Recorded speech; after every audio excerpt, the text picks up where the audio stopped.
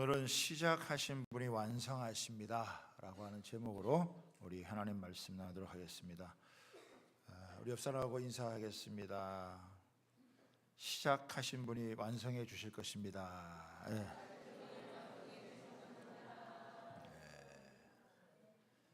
완성해 주실 하나님을 만나는 것이 최고의 축복인 줄 믿으시길 바랍니다. 제가 지금도 생생하게 중학교 때 미술 시간을 기억하고 있는데 선생님께서 빨래 비누 하나 갖고 오라 그랬어요. 조각칼하고. 그래서 가져갔는데 그걸 가지고 작품을 만들라는 거예요. 야, 도대체 뭘 만들어야 되지? 한참을 저는 고민하고 있는데 제 친구는 뚝딱뚝딱 뭘 깎아내더니 근사한 작품을 하나 만들어내더라고요. 그래서 이런 참 네모난 이 빨래비누를 통해서도 놀라운 작품이 나올 수 있구나라고 하는 것을 참 제가 생각했던 기억이 납니다. 1501년에 26살의 미켈란젤로는 피렌체에서 거대한 대리석 하나를 맡게 됩니다. 그런데 이 돌은 새 것이 아니라 이전에 다른 조각가들이 작업을 하려다가 중단했고 오랫동안 방치됐던 대리석이었습니다. 사람들의 눈에는 그냥 오랫동안 버려진 거대한 돌덩어리였지만은 미켈란젤로는 그 돌을 붙잡고 작업을 하기 시작을 했습니다. 그리고 3년여에 걸친 작업 끝에 그 돌에서 세계적인 걸작품인 다비드상이 여러분 탄생이 된 거예요. 자, 사진 하나 보내주세요. 이럴 때 딱 보여줘야 되는 건데, 한 5m 조금 넘는 다비드상인데 이걸 대리석에서 여러분 쪼아서 이걸 만들어낸 거예요. 자, 다음 사진. 최고의 걸작품이라고 할 수 있는 이 다비드상, 다윗상을 이렇게 여러분 빚어낸 것입니다. 대리석으로서는 그냥 대리석으로 있었더라면 그냥 그 대리석으로 그냥 끝나는 거예요. 그런데 이 미켈란젤로라고 하는 조각가를 만나니까 이렇게 몇백 년이 지나도 참 사람들에게 감동을 주는 이런 위대한 걸작품이 여러분 나왔다는 거예요. 대리석의 입장에서 보면은 미켈란젤로를 만난 것이 축복이라고 할 수 있겠죠. 그러면 저와 여러분에게 있어서의 최고의 축복은 뭘까요? 그것은 우리의 인생을 빚어가시는 하나님을 만나는 것이 우리의 인생의 최고의 축복인 줄 여러분 믿습니다. 하나님은 저와 여러분을 부르시고 우리를 계속해서 여러분 빚어가셔서 우리로 하여금 하나님의 아들의 형상이 나타나는 그날까지 우리를 여러분 계속 빚어가시는 거예요. 하나님을 사랑하는 자 곧 그 뜻대로 부르심을 입은 자들에게는 모든 것이 합력하여 선을 이룬다 그랬는데 이 선을 이루는 것이 바로 우리 속에 하나님의 형상이 드러나는 것이다 라고 하는 것을 지난주에 잠시 살폈습니다. 오늘 이 본문 말씀을 통해서 하나님께서 우리를 향한 계획이 무엇인지 어떤 과정을 거치는지에 대한 부분들을 살피면서 오늘 우리에게 주신 하나님의 은혜가 무엇인지 나누도록 하겠습니다.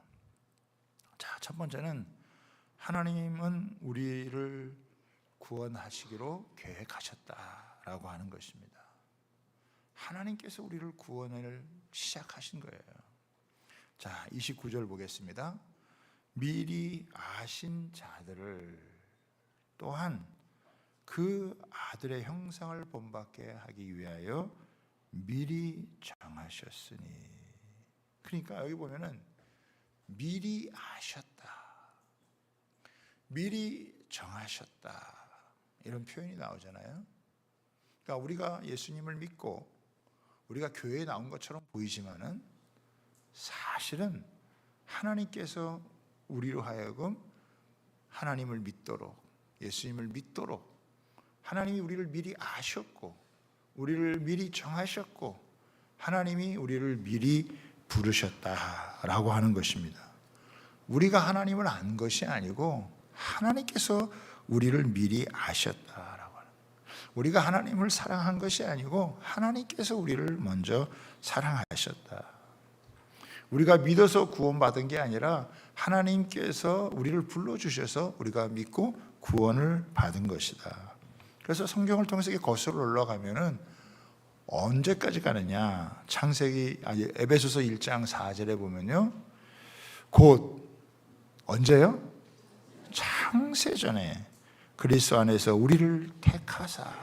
우리로서는 이성적인 이 헬라적인 사고를 갖고 있는 우리에게는 잘 이해가 안 되는 거예요. 창세전에 하나님께서 그리스도 안에서 우리를 택하사.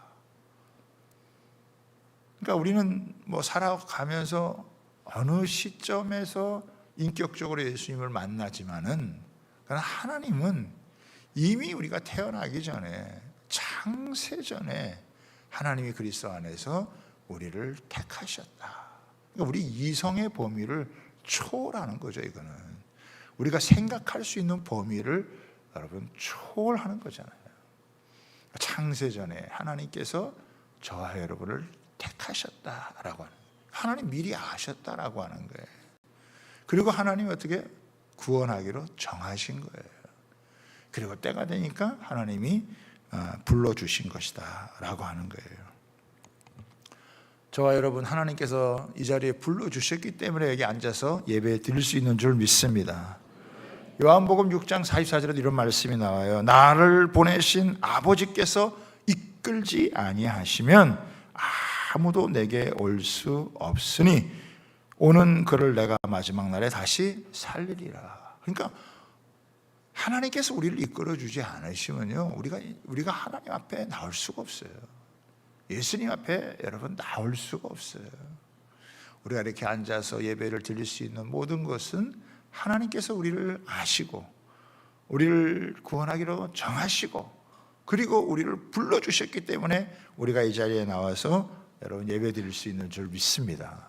그러니까 나는 하나님을 잘 모를 수 있어도 하나님은 우리가 누구인지를 정확하게 아시고 내 이름을 아시고 또 나의 성향을 하나님께서 아시고 또 내가 필요한 게 뭔지를 다 아시고 내 고민도 아시고 내 갈등도 아시고 내 문제도 아시고 내가 해결해야 될 것이 뭔지도 아시고 내가 뭐 때문에 아파하는지 뭐 때문에 괴로워하는지 뭐 때문에 슬퍼하는지 뭐 때문에 좋아하는지 하나님은 다 아시는 분이신 줄 믿으시기를 바랍니다. 우리가 말하기 전에 하나님이 이미 우리의 사정을 다 아시는 분이시라고 하는 거예요. 하나님은 다양한 통로를 통해서 사람들을 여러분 불러요. 신약 성경을 읽다 보면은 예수님께서 병든 자들을 많이 치유해 주시잖아요. 만약에 그 병이 아니었더라면 예수님을 만날 수 있었을까? 병 걸린 게 인생의 참 큰 불행이지만 그게 오히려 예수님 만나게 하는 큰 축복으로 바뀌게 되어집니다. 아멘입니까? 그렇죠. 어떤 사람은 병 걸린 것 때문에 병 고치려고 예수님 만나고 어떤 사람은 실패와 낭망하다가 위로받으려고 예수님 만나기도 하고 어떤 사람은 결혼하려고 교회에 와서 예수님 만나기도 하고 친구 따라왔다가 만나기도 하고 하여간 하나님은 다양한 통로를 통해서 우리로 하여금 불러주시고 또 그 부르셨을 때 내가 이미 너를 알고 내가 이미 너를 나의 자녀로 정하고 내가 너를 불렀다라고 이야기를 한 거예요. 그러니까 구원은 우리에게서부터 시작된 것이 아니라 하나님이 계획하시고 하나님이 시작한 줄 믿으시기를 바랍니다. 그러니까 어떤 때는 힘들고 어려웠던 것들이요 오히려 하나님을 찾게 되는, 또 어쩌면 그런 것들이 하나님께서 우리를 부르시는 통로가 되어질 수 있는 거예요. 하나님은 저와 여러분 한 사람 한 사람을 그냥 보지 않으시고 하나님의 자녀로 또 하나님이 사랑하고 아끼는 그런 하나님의 사람들로 하나님이 불러주신 거죠. 그래서 여기 보면 이걸 이제 골든 체인이라고 얘기를 하는데 황금 사슬이라고 얘기를 해요. 미리 아시고 미리 정하시고 부르시고 또 의롭다 하시고 영화롭게 하신 이걸 다 골든 체인, 하나님의 이런 황금 사슬로서 우리를 향한 하나님의 이 구원 계획이 얼마나 놀라운 것인가라고 하는 것을 보여주는 것이죠. 어떤 사람은 또 이렇게 여러분 생각을 합니다. 만약에 하나님께서 모든 것을 다 주관한다면 그럼 뭐 우리는 해야 될 게 뭐냐? 하나님께서 다 하시는 거라면 뭐 내가 책임질 건 없는 것 아니냐라고 이렇게 자기 나름대로 생각할 수 있다라고 하는 것입니다. 그러나 그렇지 않아요. 하나님은 우리가 하나님의 형상과 모양대로 지음받아서 자유롭게 생각하고 판단하고 결정할 수 있는 그런 의지를 하나님이 주셨다라고 하는 거예요. 그럼에도 불구하고 우리가 선택하고 결정하는 이 모든 것이 하나님의 큰 섭리, 하나님의 큰 구원의 계획 안에 들어가 있는 줄 믿으시기를 바랍니다. 우리가 스스로 구원하려고 생각해 보세요. 내가 스스로 구원을 이루어 가려고 한번 생각을 해 보시라고요. 여러분 구약 성경을 여러분이 쭉 읽어 보시죠. 여러분 구약 성경을 다 읽어 보면 여러분 뭘 느낄 수 있나요? 저는 구약 성경을 쭉 읽어 보면 야, 사람은 그렇게 많은 은혜를 받아도 빗나갈 수밖에 없구나. 실패할 수밖에 없구나. 결국 넘어지고 자빠지고 빗나가고 잘못될 수밖에 없구나. 하나님이 이스라엘 백성을 택하여 그렇게 은혜를 줘도 그렇게 빗나가고 그렇게 망가지고 그렇게 우상을 섬기기 위해 잘못돼요. 그래도 하나님은 끊임없이 간섭하셔서 어떻게 해요? 구원의 역사를 하나님이 이루어 주시는 거예요. 만약에 하나님이 시작한 것이 아니라고 한다면 하나님께서 돌보지 않겠죠. 그러나 하나님이 시작하셨다면 하나님께서는 완성의 그날까지 돌보시는 줄 믿으시기를 바랍니다. 그래서 우리가 알거니와 하나님을 사랑하는 자 곧 그의 뜻대로 부르심을 입은 자들에게는 모든 것이 합력하여 이 모든 것 안에는요 나의 선택과 나의 결정이 포함되어 있어요. 내가 선택하고 내가 결정하지만 나의 선택과 결정을 넘어서는 하나님의 주권적인 섭리가 있기 때문에 그 하나님의 주권적인 섭리 안에서 우리의 선택과 결정이라고 하는 것이 의미를 갖게 되어진다라고 하는 거예요. 하나님의 구원의 그 은혜는요 굉장히 견고한 울타리와 같고 흔들 수 없는 반석과 같아서 하나님이 시작하게 하신 것을 누군가 중도에서 포기시키게 하는, 그만두게 하는 일이 있을 수 없다라고 하는 거예요. 하나님은 처음부터 완전한 계획을 가지고 완벽한 계획을 가지시고 하나님께서 여러분 우리를 인도하시는 줄 믿으시기를 바랍니다. 두 번째, 하나님은 우리를 예수님의 형상으로 빚어가신다라고 하는 거예요. 여러분 우리 기독교 구원론에 있어서 중요한 핵심적인 단어가 세 가지가 있어요. 칭의, 성화, 그다음에 영화라고 하는 거예요. 칭의라고 하는 건 뭐냐? 죄인인 우리를 불러주셔서 예수 그리스도의 보혈로 우리의 죄를 다 씻어주시고 의인이라고 여겨주시는 거예요. 예수님의 보혈의 피의 은혜로 말미암아 죄인일 수밖에 없는 우리를 예수님 안에 들어오게 해서 우리를 의롭다라고 칭해 주시는 거예요. 이게 칭의란 말이에요. 그렇죠? 그런데 이 칭의의 개념만 있는 게 아니라 성화의 개념도 있어요. 우리가 예수를 믿으면 하나님의 자녀로 신분이 변화돼요. 죄인에서 의인으로 변화된단 말이에요. 신분이 변화된 거예요. 그런데 신분만 변화되는 게 다가 아니에요. 신분이 변화됐으면 신분에 걸맞는 삶이 변화돼야 돼요. 이 삶이 변화되는 것이 이게 성화란 말이에요. 그러니까 사망에서 생명으로 옮겨지는 것은 한순간에 옮겨지는 거예요. 죄인이 의인 되는 것은 한순간에 되는 거예요. 그러나 의인이 의인다운 삶을 살아가는 거, 거룩한 삶을 살아가는 것은 한평생에 걸쳐서 가야 되는 거란 말이에요. 그러니까 이게 오랜 시간에 걸린다. 이게 성화예요. 그리고 마지막에는 뭐예요? 영화라는 거예요. 이거는 구원이 완성이 되어지는 거예요. 그래서 하늘나라에서 이 우리의 구원이 영원히 완성되어지는 그런 모습이 있는 거죠. 그런데 이제 오늘 이 본문에서는 뭐가 빠졌느냐? 성화의 부분이 빠져 있다는 거예요. 하나님이 미리 아시고 우리를 정하시고 부르셨고 그 다음에 의롭게 하신 다음에 바로 건너뛰어서 어떻게 해요? 영화롭게 되었다. 이 칭의와 영화 사이에 뭐가 있어야 되느냐? 성화가 있어야 되는데 이게 빠졌다는 거예요. 그래서 빠졌지만 이 칭의 안에, 의롭게 됨 안에는 성화의 과정까지 포함되어 있다는 것을 아마 의미하기 때문에 이걸 빠뜨린 것 같아요. 우리 한국교회에서 조금 약했던 부분이 그거죠.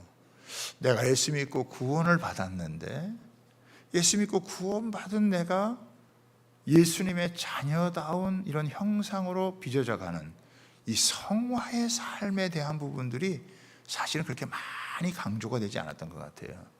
예수 믿으면 구원받는다, 예수 믿으면 죄 사함을 받는다, 예수 믿으면 천국 간다, 뭐 너무 감사한 일이죠.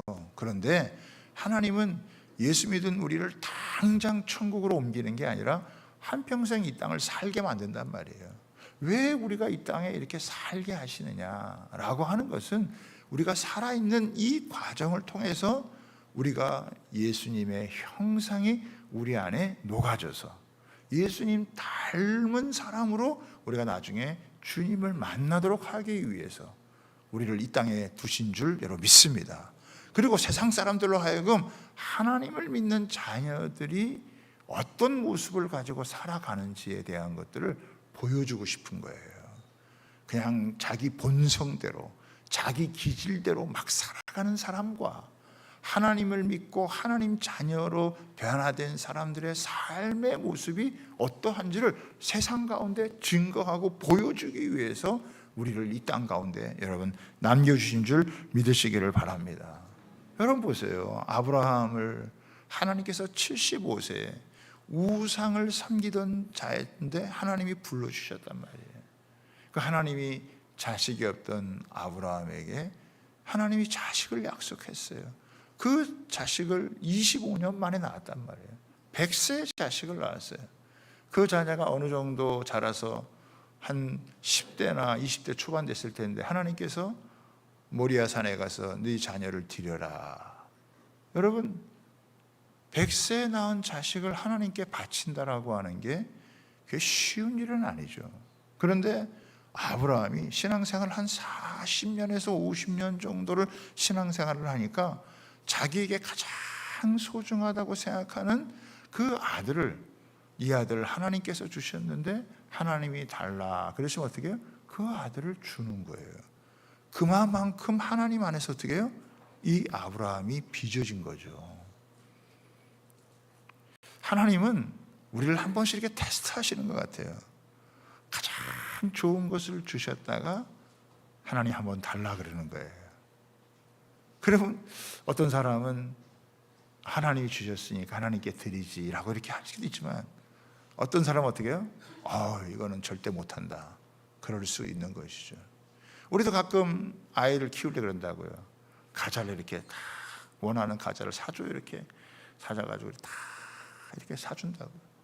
그리고 아빠가 이제 그 봉지가 많은데 하나만 아빠 줘 그러면 그거를 꺼내가지고 주는 자식이 있고, 응? 아버지가 이걸 다 사줬는데도 불구하고 하나 달랐는데도 휙 돌아서는 그런 놈이 있더라고요. 하나님 우리를 테스트하는 거죠. 하나님께서 하나님의 아들의 형상을 빚어가기까지 우리를 계속 어떻게 해요? 다듬어 가시는 거예요.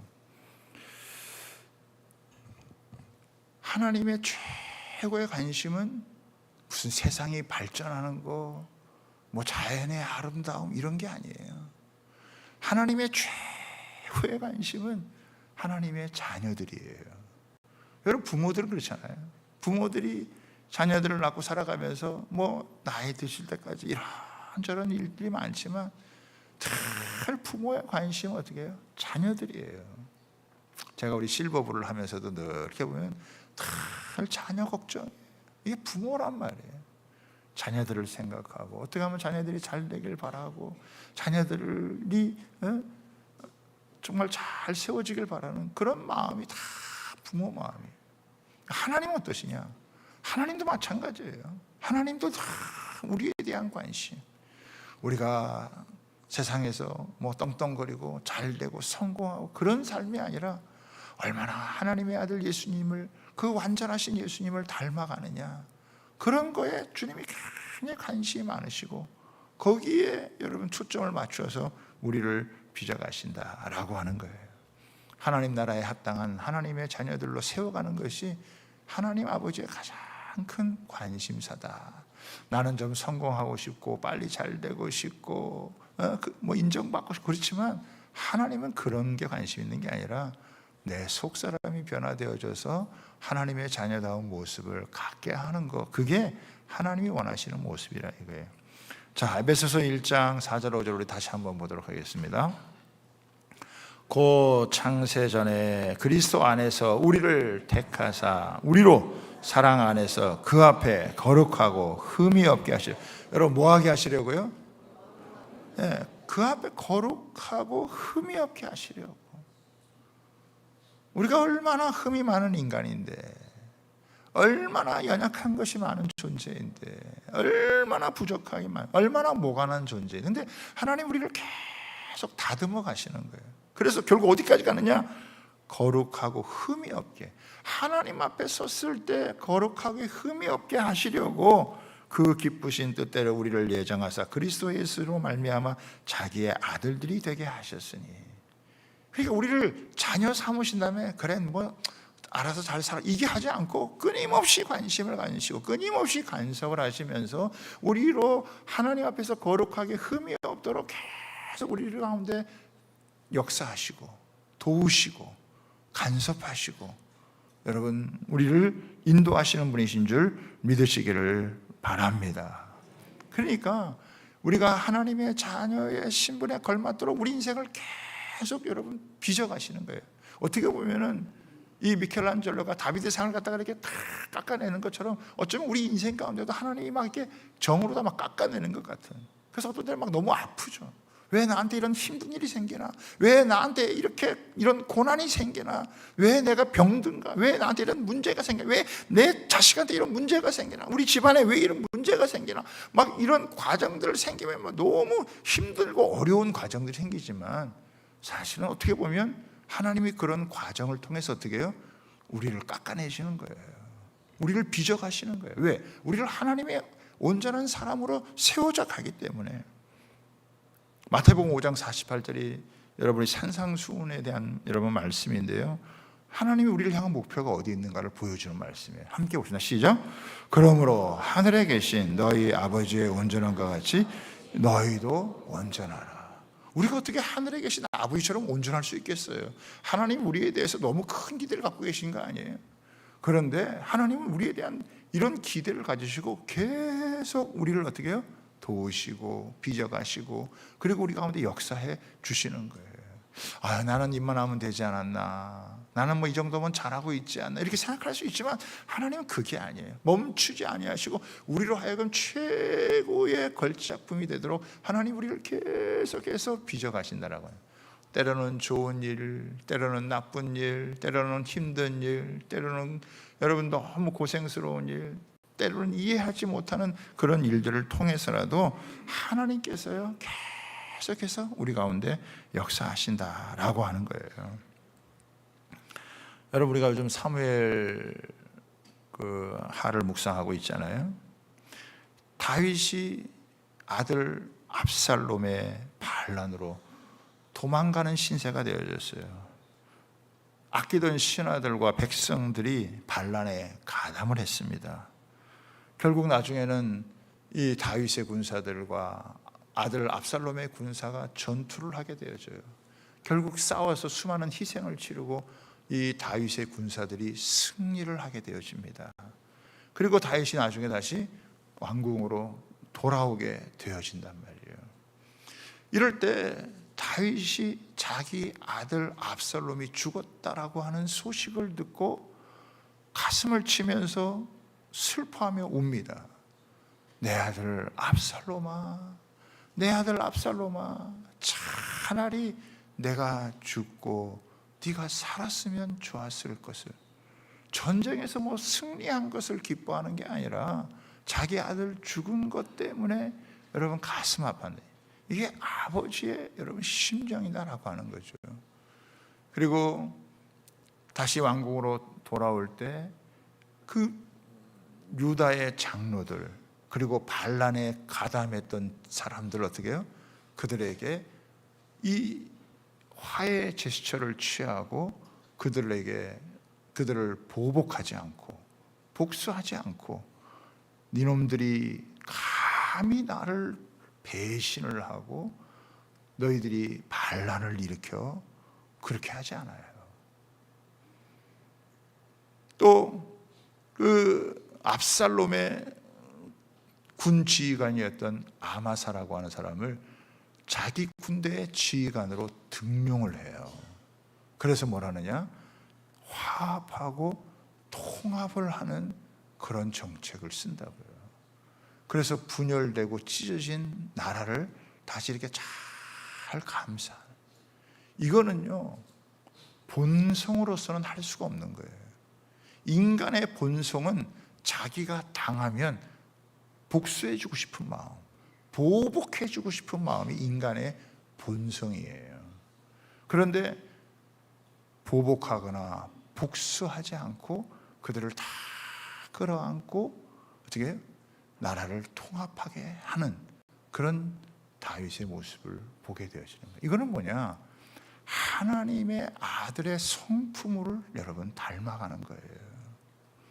우리나라 정치를 보세요. 양쪽에서 갈라져가지고 서로 찢고 물고 싸우는 그런 일들이 벌어지잖아요.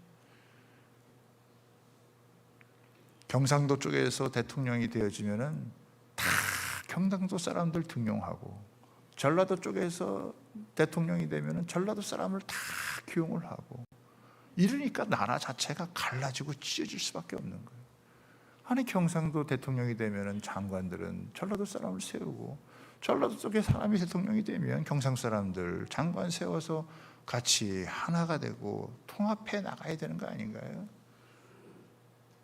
다윗은요 어떻게 이렇게 할 수 있었을까?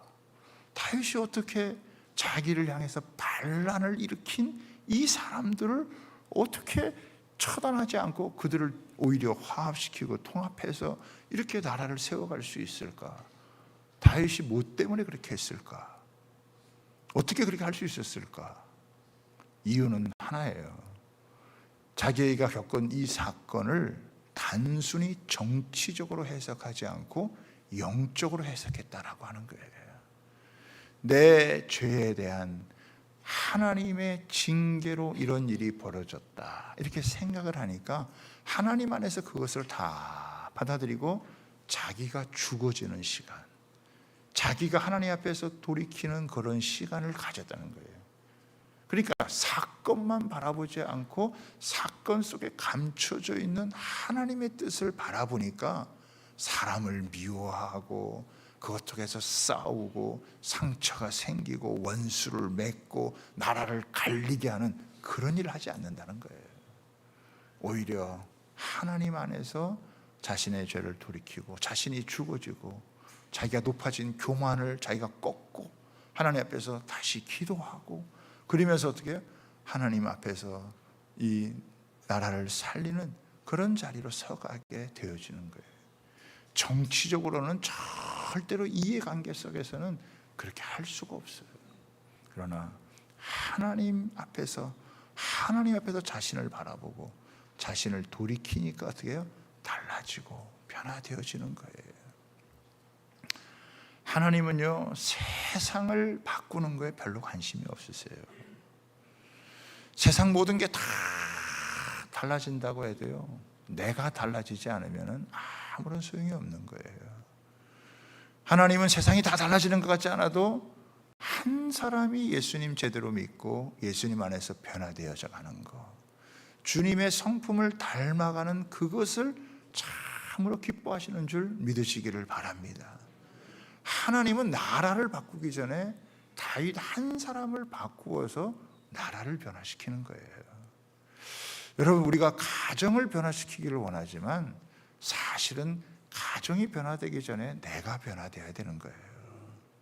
내가 변화되면 가정이 변화될 수 있고, 내가 변화되면 우리 회사도 변화될 수 있고 변화되는 거예요. 근데 수많은 사람들은 자기가 변화될 생각은 별로 안 하고, 대통령이 바뀌길 바라고, 나라가 바뀌길 원하고, 세상이 바뀌기를 원하고, 남편은 아내가 바뀌기를 원하고, 아내는 남편이 바뀌기를 원하고, 부모는 자식이 바뀌기를 원하고, 자식은 부모가 바뀌기를 원하고, 다 다른 사람 바뀌기를 원하지 자기가 바뀌기를 원하는 거예요. 하나님은 내가 바뀌기를 원하시는 거예요. 아멘입니까? 그래서 하나님이 이 모양 저 모양으로 계속해서 역사하시는 거예요. 고난도 사용하시고 환난도 이용하시는 거예요. 그래서 이제는 다윗은요, 자기 생각, 자기 고집, 자기 아집 이런 게 다 꺾였어요. 죽어지는 경험, 그 죽어지는 거, 그게 사는 거더라 이거죠. 지는 것처럼 보이지만 그게 진짜 승리한다라고 하는 것을 예수님을 통해서 우리에게 보여주는 거예요. 천국생활, 신앙생활은 다른 것이 아니라 내가 주님을 닮아가는 변화된 모습을 갖게 되어질 때, 그때 경험하게 되는 줄 여러분 믿으시기를 바랍니다. 그런 은혜를 주님께서 우리에게 나타내 주시는 거예요. 자, 이제 마지막 셋째로요, 하나님은 시작하신 작품을요 반드시 완성하신다라고 하는 거예요. 자, 보시죠. 성경을 다시 한번 여러분 부르겠습니다. 30절 보세요. 미리 정하신 그들을, 우리를 정하셨죠? 부르신 그들을 또한 의롭다 하시고, 의롭다 하신 그들을 어떻게 해요?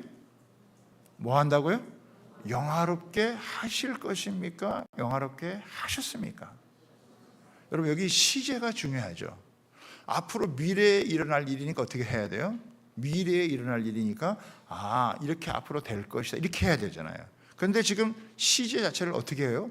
과거형으로 써주고 있어요. 여기 모든 시제가 다 과거형으로 되어 있어요. 이거는 뭐냐면 하나님의 확고한 이 의지가 결국에는 어떻게 해요? 미래에 일어날 것들도 완성하실 것을 여러분 선포하는 거예요. 이거는 뭐냐? 하나님께서 우리의 인생, 우리의 구원의 그 완성을 하나님께서 이루신다는 말씀이에요. 아멘입니까? 하나님은 완전한 계획 속에서 완벽하게 여러분 이루어지신다라고 하는 걸 선포하는 거예요. 별일이 다 일어날 수 있잖아요. 우리 인생 가운데, 우리의 삶 가운데, 우리 나라 가운데 별의별 일들이 다 일어날 수 있지 않습니까? 수많은 사건과 사고와 자연의 재해, 엄청난 이런 일들이 수없이 여러분 벌어질 수 있어요. 우리가 다른 게 아니라 이스라엘이라고 하는 역사만 보더라도 수없는 엄청난 일들이 일어나잖아요. 나라가 여러분 망해가지고 나라가 두동강 나지 않나, 나라가 아수리에 팔리고 나라가 바벨론에 팔리고 몇십 년 동안 수많은 선지자를 보내도 변화될 것 같지 않고 달라질 것 같지 않고, 그래도 하나님 그 가운데서 도도하게 하나님의 구원의 역사를 마지막 날까지 완성하신다는 거예요. 예수 그리스도를 보내주셨고, 그분이 죽으셨고 부활하셨고 승천하셨고 다시 오셔서 우리의 구원을 최종적으로 완성하실 것을 여러분 믿습니다. 하나님은 우리를 미완성인 채로 버려두지 않는다는 거예요. 실망하지 말라는 거예요. 지금 우리가 어려운 일을 겪고 힘든 일을 겪고 감당하기 어려운 일들을 겪고 있다 할지라도요, 정말 이러다가 진짜 하나님께서 구원을 완성하시겠나, 진짜 하나님께서 나에게 복된 날을 주시겠나, 그럴 만큼 절망적인 상황이 처할 수도 있어요. 그러나 그렇지 않아요. 하나님은 시작하신 일을 미완성인 채로 버려두지 아니하시고 마지막까지 완성하실 줄 믿습니다. 여러분, 망치만 바라보지 말고 하나님께서 완성하실 작품을 바라볼 수 있는 은혜가 있게 되기를 바랍니다. 미리 아셨죠? 정하셨죠? 불러주셨죠? 의롭다 하셨죠? 영화롭게까지 하셨다는 거예요. 내가 책임지겠다는 거예요. 하나님께서 책임지시겠다라고 하는 거예요. 우리는 여기에 소망이 있는 줄 믿으시기를 바랍니다. 하나님의 구원의 역사는 개인뿐만 아니라 만물을 새롭게 하는 거잖아요. 지난 주일날 우리 광복절 연합예배를 드리면서 우리 모세골 공동체 임영수 목사님 오셔서 말씀을 전하시면서 제가 딱 마음에 딱 담았던 말씀이 뭐냐, 하나님은 역사의 운행을 만물을 새롭게 하는 차원에서 계속해서 이루신다라고 하는 거예요. 역사의 어떤 변곡점에 서서 악이 번창해가지고 세상의 역사가 변하는 게 아니라는 거예요. 그 악이 이 번창하는 그런 가운데서도 하나님의 선한 역사가 드러나서 항상 역사를 새롭게 해서 결국에는 만물을 새롭게 하는 차원에서 하나님이 약속한 것을 이루시는 차원에서 역사를 펼쳐가실 것이다. 이걸 에릭 프롬이라고 하는 학자가 그걸 연구해가지고 발표했다는 얘기를 들어요. 그렇죠. 우리가 살고 있는 이 세상 종말이 다가오고 망할 것 같고 하루도 제대로 못 견딜 것 같고 수없는 일들을 겪는 것처럼 보여도 하나님은요 쉽게 이 땅을 포기하지 않으세요. 쉽게 우리를 포기하지 않으십니다. 하나님은 시작하신 우리의 구원을 완성해 가기까지 하나님의 모든 역사의 과정 가운데 우리의 삶을 간섭하셔서 하나님께서 어떻게 해요? 이루신다라고 하는 거예요. 그 하나님 바라보면 소망이 생기는 거예요. 맨날 유튜브 보고 여기 TV만 보고 있으면 그냥 절망에 빠지고 좌절하는 거예요. 우리의 소망은 역사를 주관하시는 하나님께 있는 줄 믿습니다. 미완성이 아닌 완성의 작품으로 최종적으로 모든 것을 이루실 그 하나님께 있는 줄 믿습니다. 그러니까 우리가 그 하나님을 닮아가려고, 그 하나님을 바라보고 나아가려고 하면 하나님께서 생각지도 못한 기이한 하나님의 역사를 펼치시고 우리 인생 가운데 참 기이한 기가 막힌 하나님의 역사를 펼치셔서 하나님은 살아계시는구나, 자기 백성을 돌보시는구나, 자기 자녀들을 책임지시는구나 라고 하는 그런 여러분 소망을 가지고 나가게 될 수 있는 줄 믿습니다. 때로는 우리 자신에 대해서도 실망하고 세상에 대해서도 실망과 안타까운 마음을 가지고 살아갈 수 있지만 하나님이 세상을 이처럼 사랑하사 독생자를 주셨으니 포기하지 아니하시고 이 세상을 구원하시고자 하는 하나님의 역사가 계속해서 우리 삶 가운데, 우리 역사 가운데 펼쳐지고 있다고 하는 것을 소망을 두고 믿음으로 나아가는 그런 저와 여러분 되시기를 주님의 이름으로 축복합니다. 우리 이 시간 같이 함께 찬양하기를 원하는데 우리 주는